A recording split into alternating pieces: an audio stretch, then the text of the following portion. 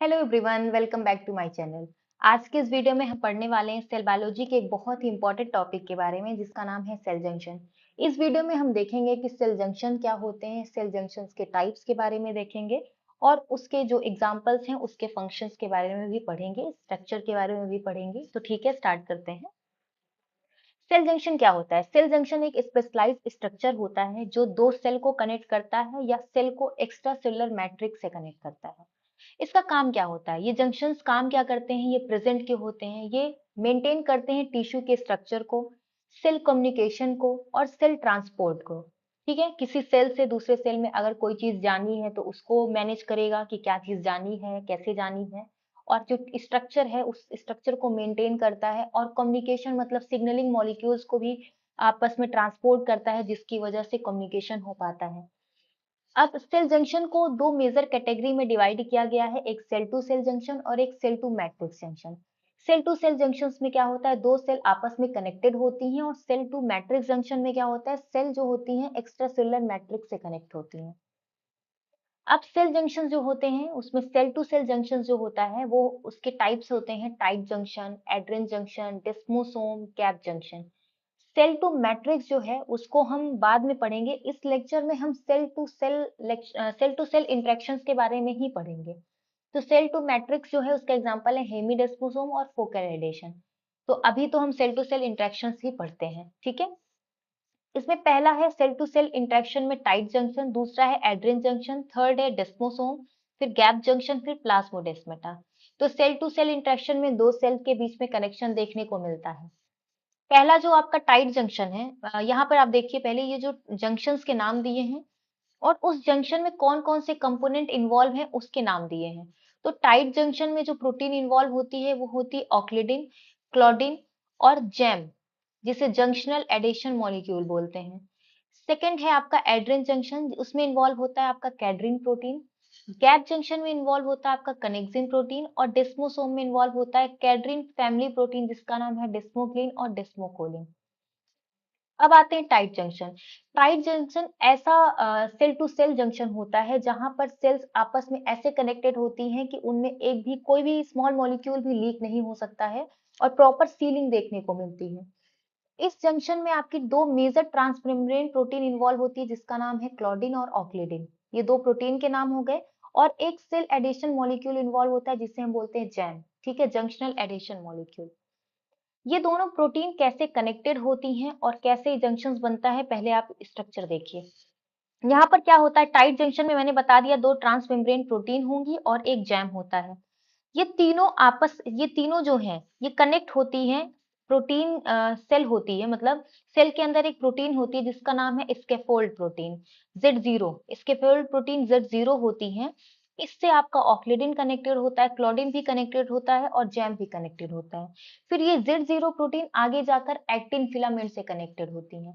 तो आपके tight junction में एक्टिन फिलामेंट आपस में कनेक्टेड है लेकिन डायरेक्टली नहीं कनेक्टेड है। पहले एक्टिन फिलामेंट Z0 से कनेक्ट है और Z0 ऑक्लिडिन से कनेक्ट है, ये आपकी पहली सेल हो गई।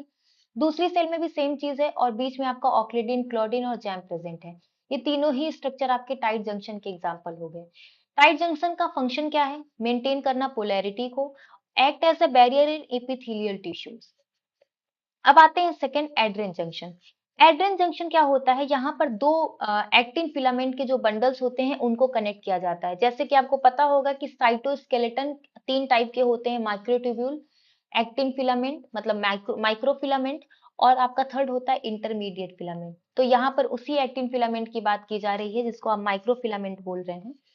यहाँ पर एक्टिन फिलामेंट आपस में कनेक्टेड होते हैं लेकिन यहाँ पे जो प्रोटीन इन्वॉल्व होती है वो होती है कैडरिन प्रोटीन, जो कि एक कैल्शियम डिपेंडेंट एडिशन मॉलिक्यूल है। और कैडरिन जो होती है वो डायरेक्टली एक्टिन से कनेक्ट नहीं होती है, वो पहले कैटनिन से कनेक्ट होती है, फिर वो कैटनिन एक्टिन से कनेक्ट होता है। जैसे आप यहाँ देखिए, पहले आपका कैडरिन है, कैडरिन कैटनिन से कनेक्टेड है, और ये कैटनिन क्या है, आपके एक्टिन फिलामेंट से कनेक्टेड है। सेम चीज दूसरे सेल में भी है और बीच में जो जंक्शन का काम कर रहा है वो है ई कैडरिन। तो इसका नाम हो गया एड्रिन जंक्शन, ठीक है। ये आपका स्ट्रक्चर हो गया एड्रिन जंक्शन का। फंक्शन क्या होता है? मैकेनिकल अटैचमेंट प्रोवाइड करना, टिश्यू आर्किटेक्चर को मेंटेन करना, और एम्ब्रियोनिक डेवलपमेंट में इंपॉर्टेंट रोल होता है इसका। ये आपके वही स्ट्रक्चर हो गए एड्रीन जंक्शन के। देखिए बीच में कैडरीन है और ये बीटा कैटनीन अल्फा कैटनीन से कनेक्टेड है और ये एक्टिन हो गया, ये पहली सेल हो गई, ये आपकी दूसरी सेल हो गई। अब आते हैं डेस्मोसोम। डेस्मोसोम जो होता है वो ऐसा जंक्शन होता है जहां पर बहुत ही स्ट्रॉन्ग एडेशन देखने को मिलता है। इसमें जो कैडरीन प्रोटीन इन्वॉल्व होती है उसका नाम होता है डेस्मोग्लिन एंड द डेस्मोकोलिन। ये इन्वॉल्वमेंट ऐसा होता है और ये दोनों एक्टिन फिलामेंट को नहीं, इंटरमीडिएट फिलामेंट को कनेक्ट करते हैं। जैसे आपका एड्रिन जंक्शन में ए से एड्रिन, ए से एक्टिन फिलामेंट, तो वहां पर दो एक्टिन फिलामेंट को कनेक्ट किया जा रहा है। डेस्मोसोम में दो इंटरमीडिएट फिलामेंट को कनेक्ट करते हैं और इंटरमीडिएट में भी कौन सा, केराटिन फिलामेंट। तो यहाँ देखिए स्ट्रक्चर, बीच में आपका कैडरिन प्रोटीन है जिसका नाम डेस्मोग्लिन है और डेस्मोकोलिन है। ये इंटरमीडिएट फिलामेंट हो गए दोनों, ये पहली सेल है, ये दूसरी सेल है, आपस में कनेक्टेड है और बीच में एक प्लेक प्रेजेंट होता है जो कि बना होता है डेस्मोप्लेकिन, प्लेकोग्लोबिन और प्लेकोफिलिन प्रोटीन से। ओके, तो कनेक्शन किसके बीच में हो गया, इंटरफिलामेंट के बीच में। और जो फंक्शन होता है इसका फोकल एडेशन में होता है, सेल टू सेल एडेशन में होता है, ठीक है, फोकल जंक्शन में होता है, रेजिस्ट एब्रेजन और शियर फोर्सेस, जो शियर फोर्सेस होते हैं उससे रेजिस्ट करता है जिससे इसमें कोई डैमेज ना आए सेल्स में। आता है अब गैप जंक्शन। गैप जंक्शन जो होता है ये दो साइटोप्लाज्म को कनेक्ट करके रखता है, मतलब दो सेल की साइटोप्लाज्म आपस में कनेक्टेड होती हैं और कम्युनिकेशन करती हैं। और ये कनेक्शन कैसे होता है, इसमें कौन सी प्रोटीन इन्वॉल्व होती है, कनेक्सन प्रोटीन इन्वॉल्व होती है जो कि मिलके बनी होती है कनेक्सिन प्रोटीन से। जैसे कि मैंने बताया यहाँ पे cytoplasm of the two neighbouring cell connected होंगी। और कनेक्शन होता किस लिए, जिससे आयंस, मेटाबोलाइट्स और स्मॉल सिग्नलिंग मॉलिक्यूल्स का ट्रांसपोर्ट हो सके। देखिए गैप जंक्शन है, पहली सेल है, दूसरी सेल है, यहाँ पर आपस में ट्रांसपोर्ट हो रहा है सेल 1 से सेल 2 में, सेल 2 से सेल 1 में, आयंस, मॉलिक्यूल्स, मेटाबोलाइट्स का। और ये कनेक्शन प्रोटीन इन्वॉल्व है। अब आते हैं लास्ट, प्लाज्मोडेस्माटा। प्लाज्मोडेस्माटा भी सेल टू सेल इंटरेक्शन होता है लेकिन ये प्रेजेंट होता है प्लांट में, ये एनिमल्स में नहीं होता है और इसका जो काम होता है वो गैप जंक्शन जैसा ही होता है। यहाँ पर क्या होता है, जो प्लाज्मा मेम्ब्रेन होती है दो सेल की वो आपस में कनेक्टेड होती हैं और बीच में एक आपका डेस्मो ट्यूब्यूल प्रेजेंट होता है। ये स्ट्रक्चर देखिए, आपकी पहली सेल हो गई, दूसरी सेल हो गई, इसके प्लाज्मा मेम्ब्रेन आपस में कनेक्टेड है और जहां पर प्लाज्मा मेम्ब्रेन कनेक्टेड होगा वहां पर मिडिल लैमेला एब्सेंट होगा, क्योंकि मिडिल लैमेला जो होता है वो दो प्लांट सेल को कनेक्ट करके रखता है। यहाँ पर एब्सेंट होगा और बीच में एक ट्यूब्यूल लाइक स्ट्रक्चर प्रेजेंट होता है जिसको डेस्मो ट्यूब्यूल बोलते हैं, जो कि दो इंडोप्लाज्मिक रेटिकुलम को कनेक्ट करके रखता है। ये पूरा आपका प्लाज्मोडेस्माटा का स्ट्रक्चर हो गया। ठीक है, आज हमने सेल जंक्शन पढ़ा, सेल टू सेल जंक्शंस पढ़ा, जिसमें मैंने टाइट जंक्शन पढ़ा दिया, एड्रेन जंक्शन पढ़ाया, डेस्मोसोम, गैप जंक्शन और प्लाज्मोडेस्माटा। ओके, तो आज के लिए बस इतना ही। बाकी नेक्स्ट लेक्चर में मैं आपको सेल टू मैट्रिक्स जंक्शन के बारे में पढ़ाऊंगी, मतलब हेमीडेस्मोसोम और फोकल एडिशन के बारे में पढ़ाऊंगी और कुछ सेल एडिशन मॉलिक्यूल्स की भी बात करेंगे। Okay, thank you.